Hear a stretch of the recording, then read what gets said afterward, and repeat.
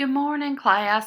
I just wanted to show you, for those of you working on the interactive notebook, you're going to be working on pages 6, 7, and then page 8.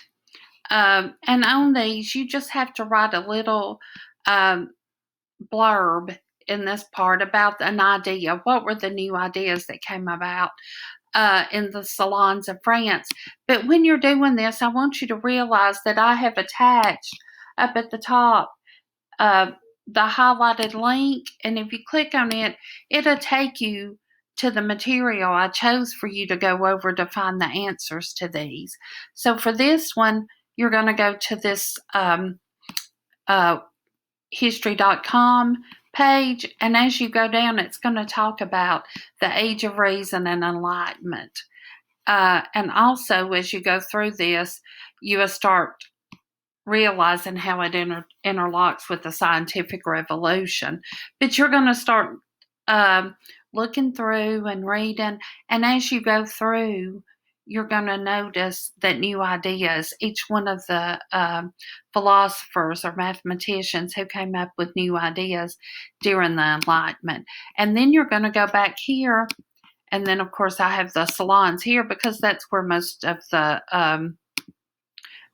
the ideas were being exchanged, because most of these people, the philosophers at least, didn't have to work.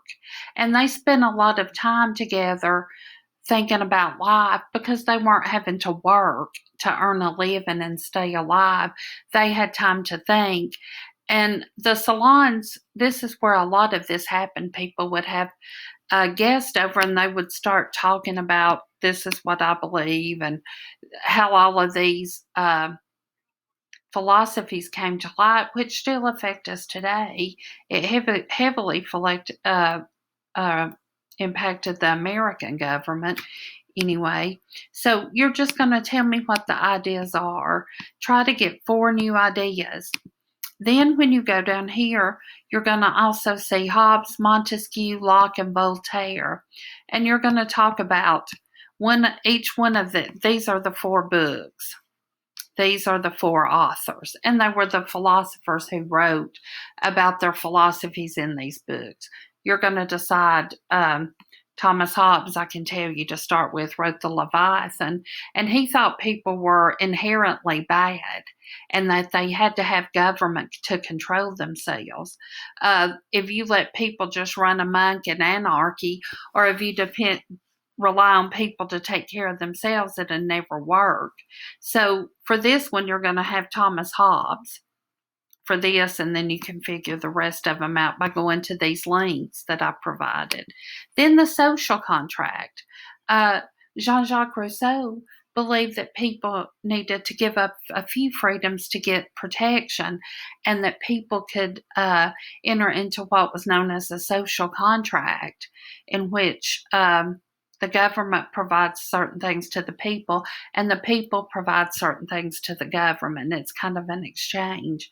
And as you go through here, you can see sovereign means where you're the top dog. There's no one else above you. You're the supreme ruler. Legitimate government has 4 parts of legitimacy.